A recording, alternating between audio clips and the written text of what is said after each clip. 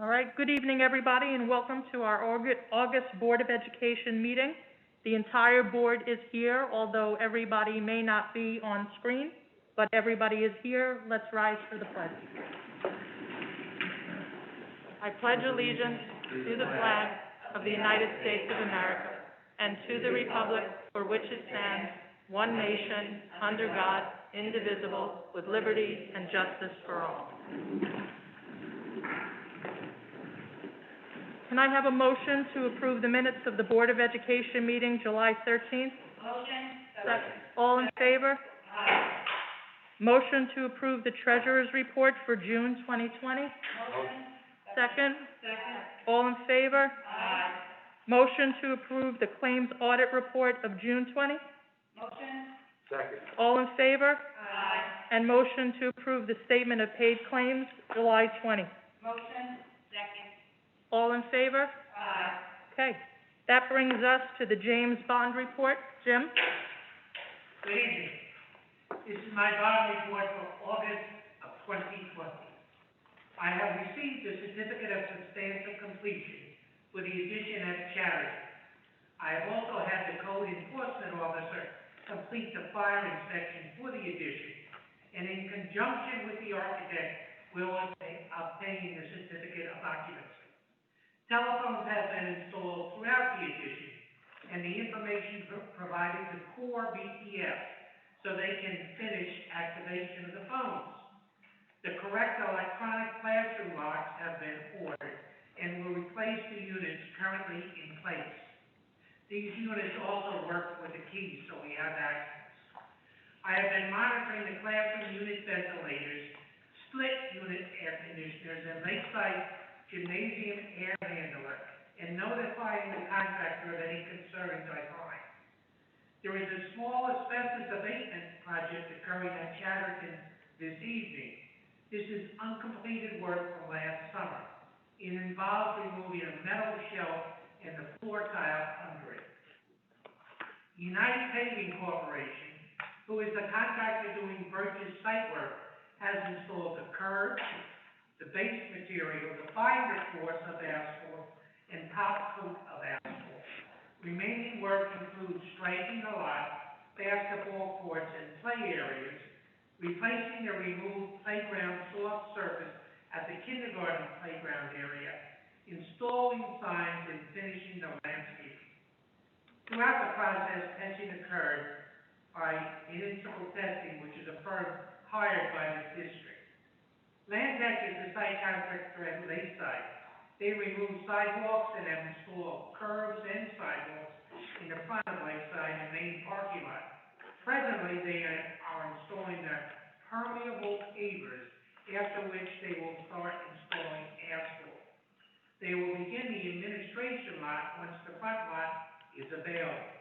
The front lot is needed to provide parking for staff, while the administration lot is overhauled. Our window is doing repairs to all the classroom windows. This includes new balances, rollers, replacing latches and keepers, and squaring up the frames. Windows require replacement are a long lead item, 16 weeks, and have been ordered. I would anticipate these getting done over one of the breaks. Thank you. Thank you, Jim. I just want to follow up on one item that's related to something Jim reported, and that has to do with the work at Lakeside. So as you know, he said we're doing the parking lot. At the last meeting, we talked about leaving Charles Street gate permanently open. So when that work gets done, that'll be open. After all the work is done, the building administration will get involved in assessing what their arrival dismissal plan is, to see if it's safe to include entry from Charles Street in that plan, or if Charles Street just remains an auxiliary entry and exit.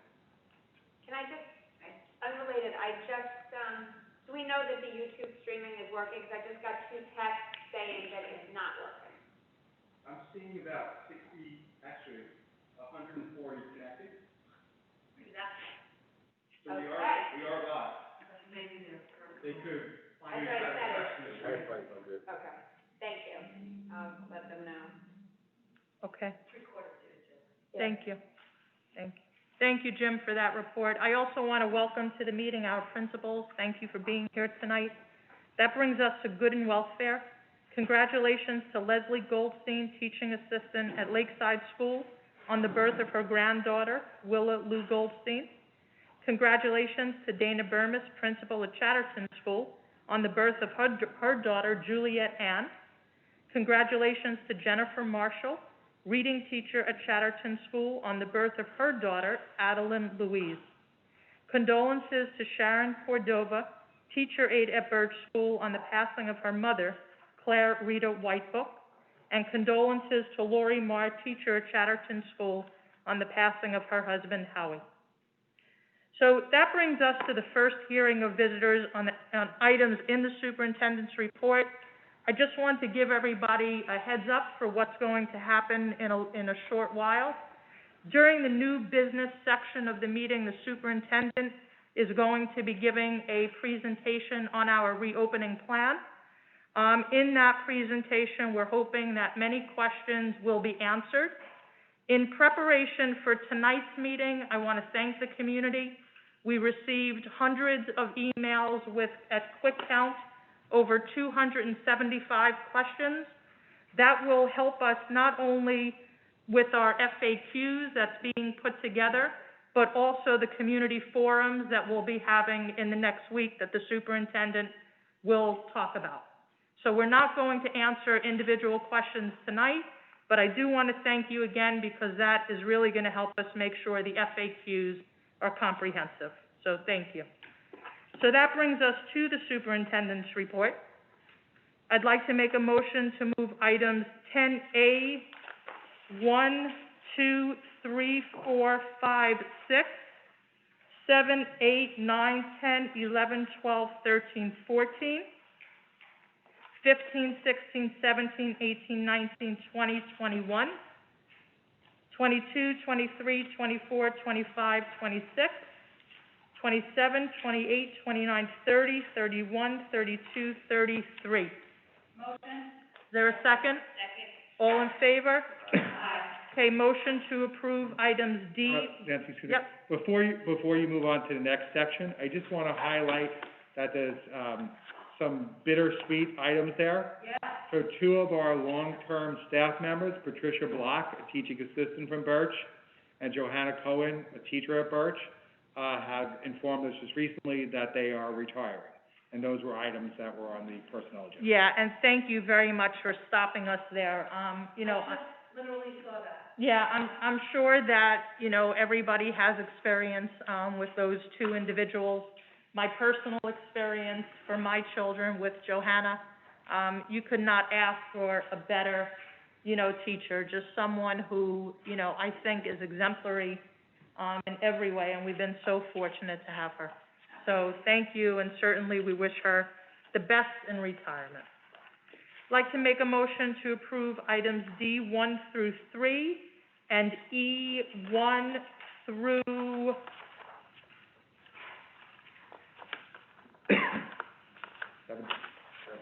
17. Motion?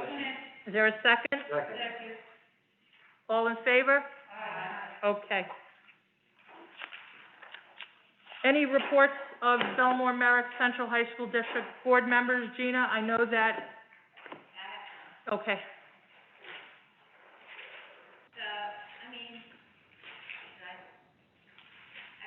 I'd give the highlights. Looking for it. Parking lots and interior work, tennis courts, track are all being completed. We applied for the CARES Act K-12 Rethink grant and applied for $153,000 grant, see if that happens. We're hoping it does. The summer fresh program, 792 students signed up initially, 83 were added after that, and, over 50 went to video to be part of the summer fresh program, just to get a little bit more, of their presence in. There were over 3,000 responses to the questionnaire about, how the parents wanted school to look. At JFK, 66% wanted, more, 82%, sorry about that. And that was pretty much across all the high schools and middle schools, the numbers were the same. We're, just like our district, working on how everything's gonna look, and Nancy and I and the rest of the board are always available for questions. You can email us or call us, and it's a continuingly, it just continues every day. So that's about it. Okay, thanks, Gina. Reports of board members? Anybody? Just, advocacy, I still urge the public to write to your senators asking for monetary relief for the state and for education so that we can fund everything we need to do. Okay, thanks. So that brings us to new business, and the superintendent is going to do a presentation on the reopening plan. I just want to preface his presentation with a few comments on behalf of the board. Certainly we know that this is not an easy time for anybody in our community.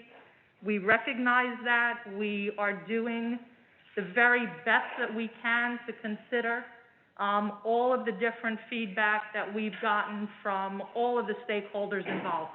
Our parents, our staff, all of the guidelines that, we are really called to adhere to, the governor's guidance, the Department of Health. And what you're going to hear tonight, we believe is a good step forward for our community. And we're going to ask that as you listen to the presentation, you listen to it holistically, and you think about the idea that it's our intention to be back in school for the long haul. That's what we want. And we believe that what you're going to hear tonight is the pathway to get there. And we know that if we support one another, and we support our children, and we support our families, and we provide options, that we are hopeful everybody will feel that they are cared for by our educational community. And I can't say that, more sincerely on behalf of us all. This is a really, really difficult time.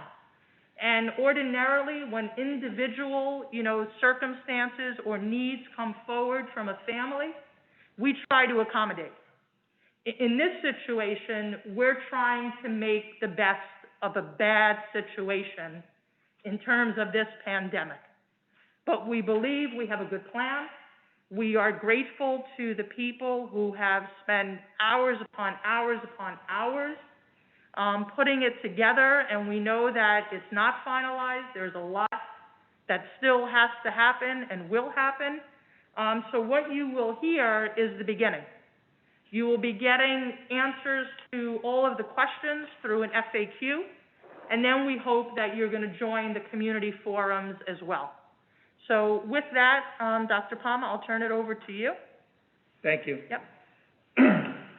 So, first of all, I'd like to thank the administrative team for all the work that they've been doing for quite a long time through this pandemic, and also in the preparations for reopening school, and particularly in the work we did today, pulling a bunch of pieces together to be able to make this presentation. Brendan, go to the page that says process.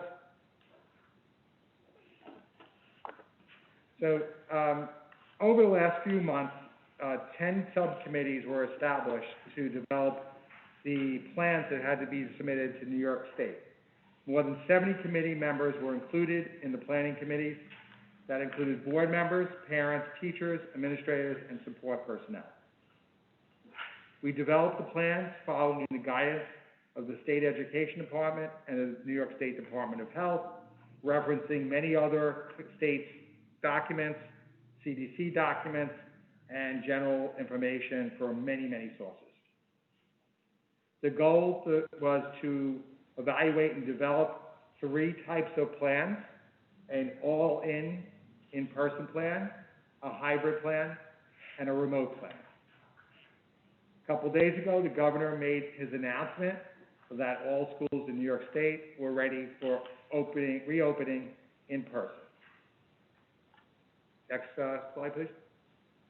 The in-person model. In the in-person model, all students and staff report to the school in person, and we will be using a phased-in opening approach. The expectation is that bus ridership will be reduced based upon parent surveys. And during this period, we will be using enhanced safety and hygiene protocols. Next slide. The phase-in model. We're going to gradually phase in our return to school. The first day of school has been scheduled for Tuesday, September 8th. On that day, in order for all children to have the same first day of school, we are going to, and also reduce the capacity of our school, we are going to have a half-day AM program for the beginning of the alphabet and a half-day PM program for the end of the alphabet. The exact letters will be published, so you'll know if your child will be in the AM or the PM section. And those groups will go together, attend class in their assigned classes. The next few days, running from Wednesday, September 9th, straight through to Friday, September 18th, we'll use an A and a B cohort model.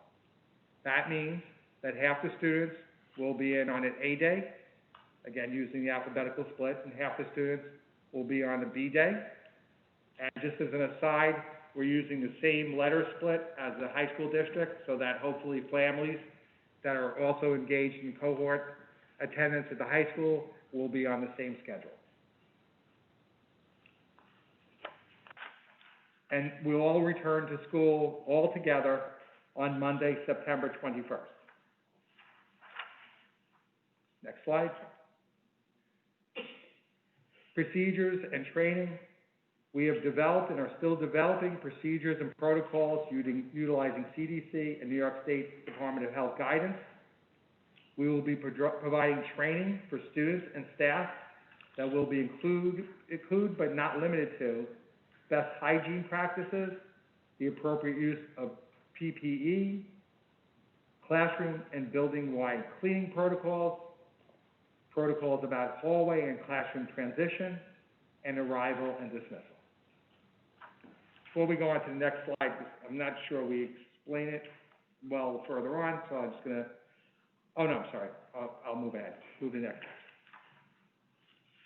One of the things that I want to mention to everyone is that New York State has put a quarantine order in for many, many of the other states in the United States.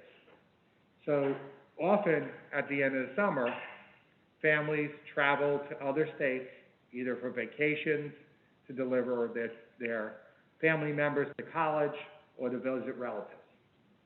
It is extremely important, whether you are a child in a school district or a staff member, that if you have traveled to one of these states, you must quarantine consistent with the law.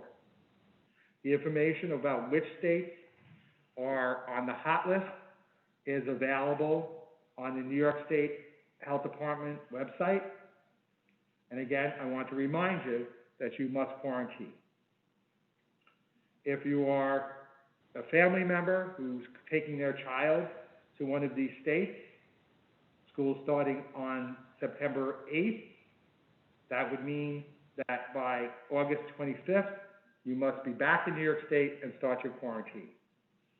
If you are a staff member, your work for all in starts on September 2nd, and therefore you must start your quarantine on August 19th.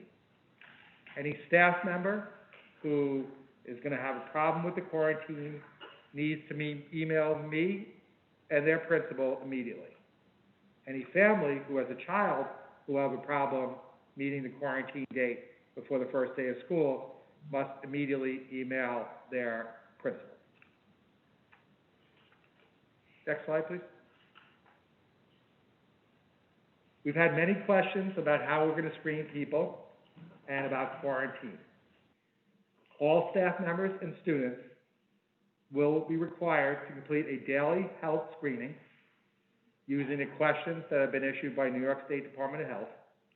They will also be required to take their temperature and report this information before arriving at school on a phone/online app.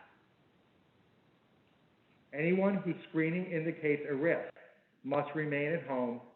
If they are a staff member, they should contact their supervisor. If the person identified as a child, their parents should contact their school nurse. All individuals who have COVID-19 must socially isolate. Prior to returning to school, any affected individual must be cleared by a healthcare professional. We will be working with the Nassau County Department of Health to resolve all suspected and actual cases of COVID-19. The board has indicated, and the administration, that we've gotten many questions about what happens if someone tests positive for COVID-19. First, I would start by telling you that we will work closely with the Nassau County Department of Health and our school physician to make sure that all medical considerations are taken into consideration. If, for instance, a student is diagnosed with COVID-19, that student, by order of the health department, would be quarantined, as would all of their close contacts in school. So, for instance, their class of students would likely be quarantined by the Department of Health, their teacher. Other teachers who come in close contact with that student, so for instance, special area teachers who do a rotation in the room would also go into quarantine for 14 days.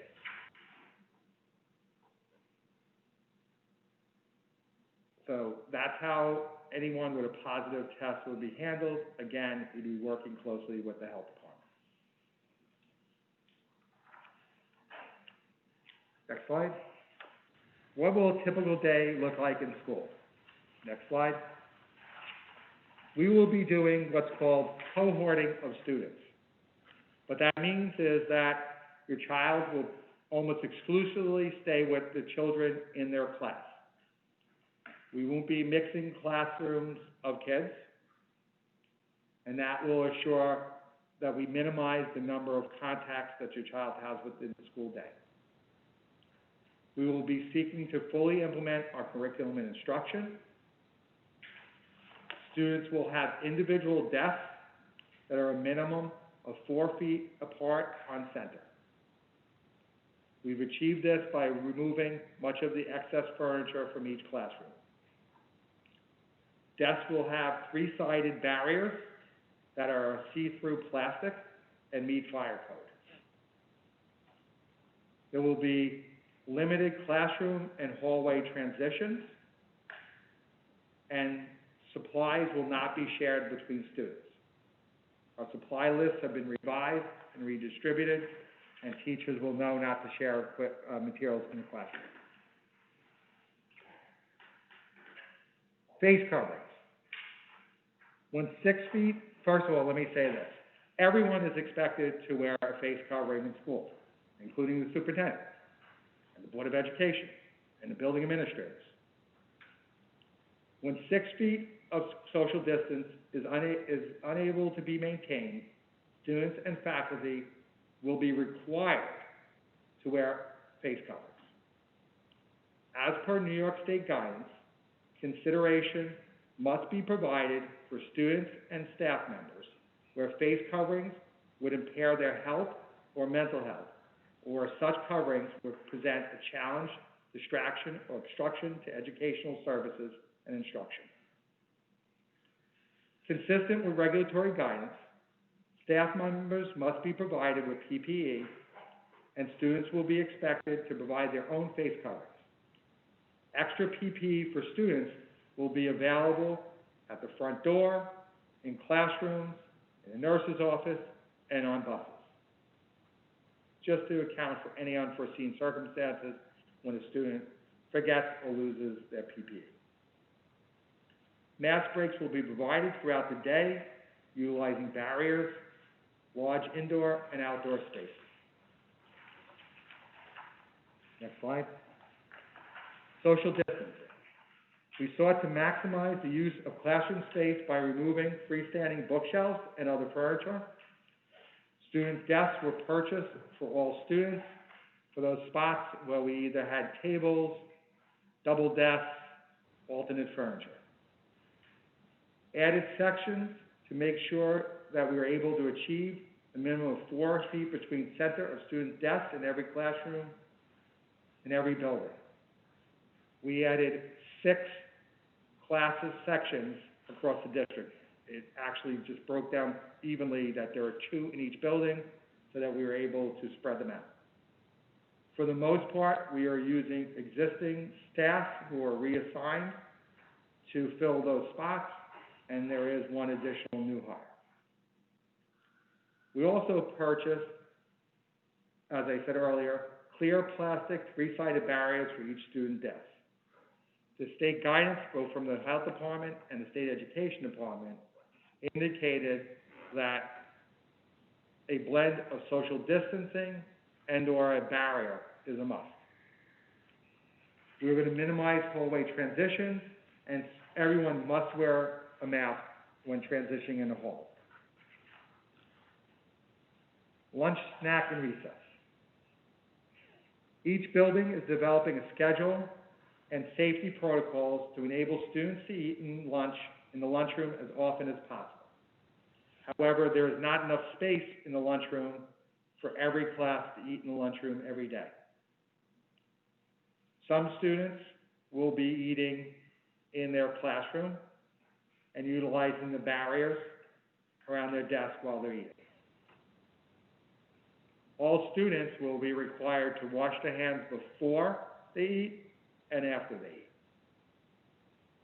All students, for the first few months of school, must bring their lunch and snacks from home. In agreement with the PTA, we are not having the lunch program in September and October, and we will reconsider the program for the future as we get a little bit into school to determine what's the safest route. All students should bring a water bottle to school, and they will be able to refill them from the bottle fillers. The fountain portions, water fountain portions throughout the schools have been disconnected, but we have an abundance of bottle fillers. All students will play outside for recess as weather permits. Outdoor spaces will be utilized for snacks and in other cases as often as possible.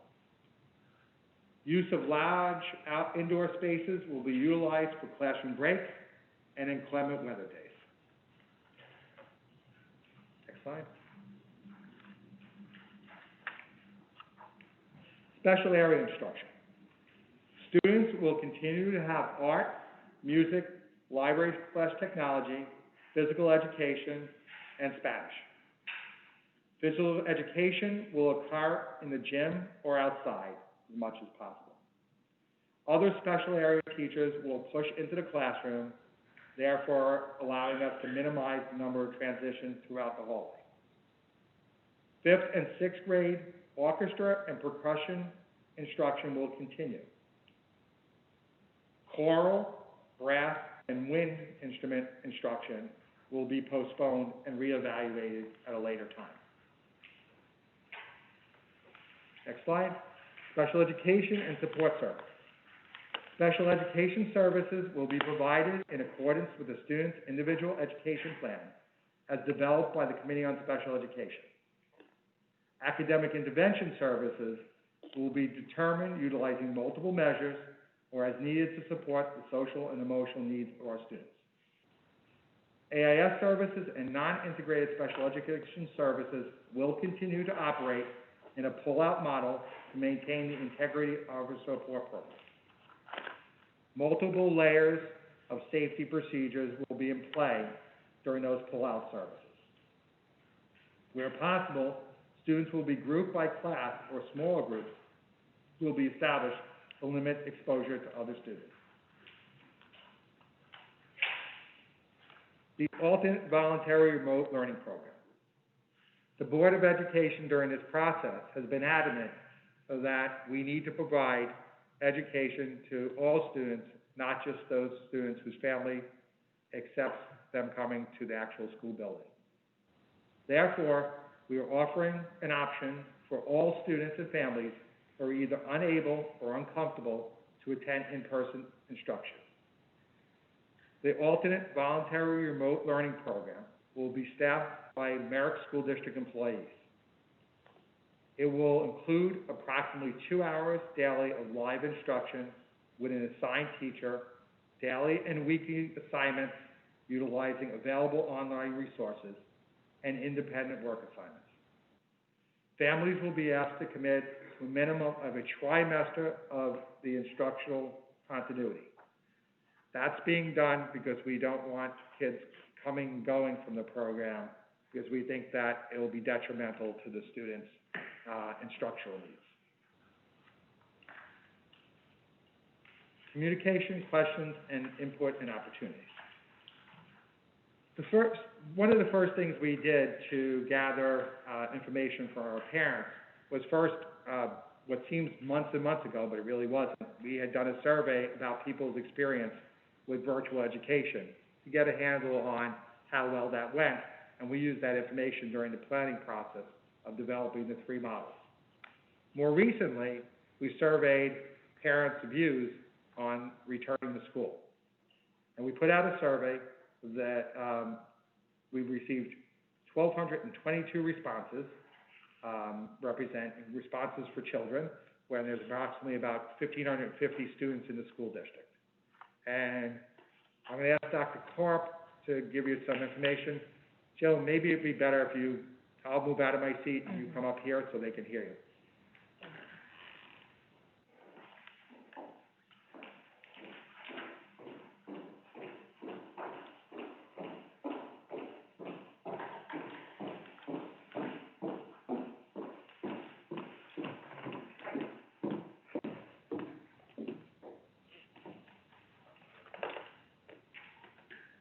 So out of 1,222 responses, 82% of the respondents wanted in-person full-time instruction.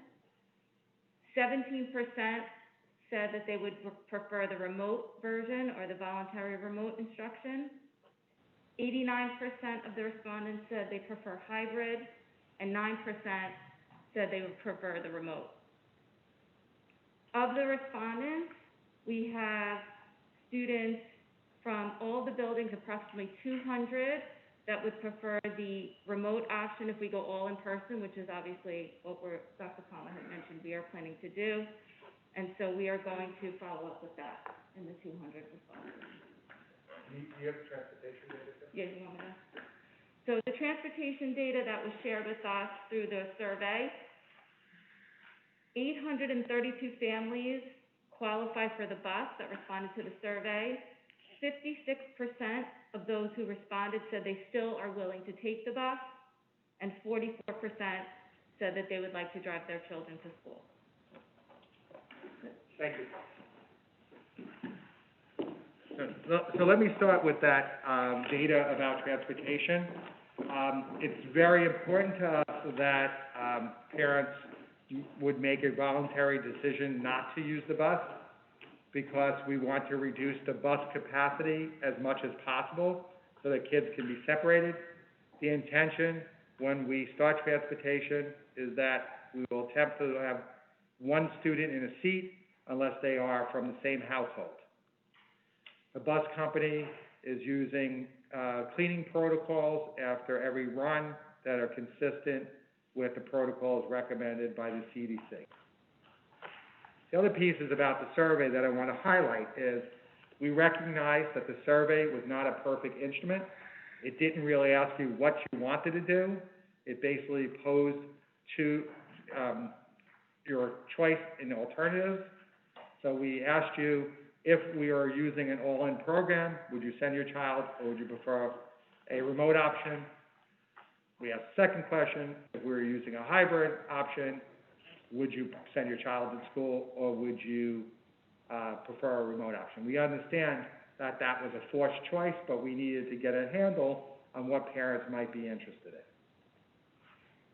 someplace in the not-too-distant future, probably in a week or so, you'll get a letter that'll be more of a commitment letter. So we'll be asking you at that point to make a determination if, now that you know the goal by September 21st is to have all students in school in an all-in model with a phase-in starting on September 8th.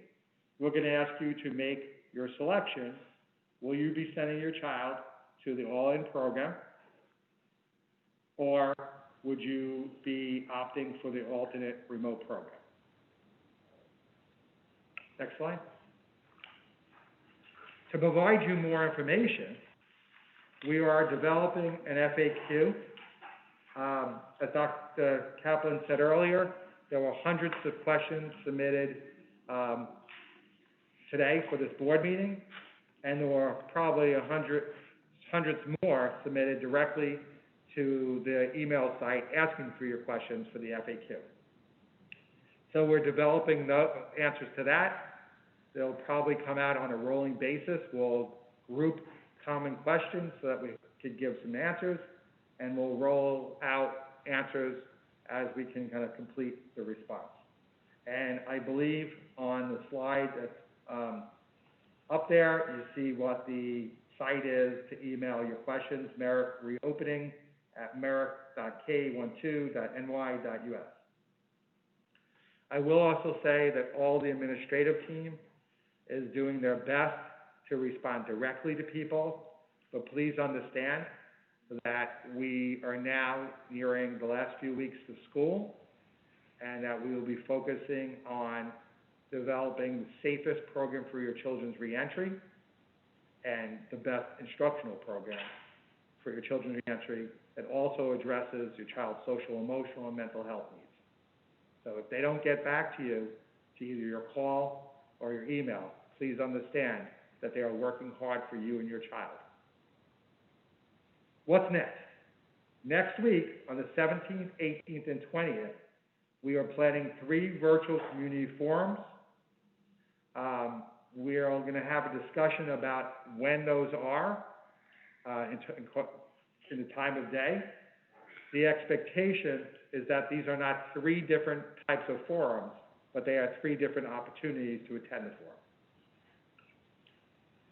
So my hope is that after this presentation, the FAQ, and those 3 forums, that most of the families in this community and the staff that work for the families in this community will feel more comfortable about returning to school. I recognize that nobody is completely comfortable returning to work. How could you be? We just spent months in lockdown. But the time has come. The healthcare experts in our state have worked to advise us fantastically. We have one of the lowest infection rates in the country, and they feel it's time that we can safely open up. Locally, this Board of Education, administration, and every staff member that serves the community will be working to be safe, and at the same time, to be sure that we address your children's emotional needs and their educational needs. Thank you. Thank you. Thank you. So I think I speak for the entire board in thanking you for the presentation, and more than, just the presentation, all of the, effort, conversation, debating, back and forth that we all go through to try and come up with a plan that we think is best.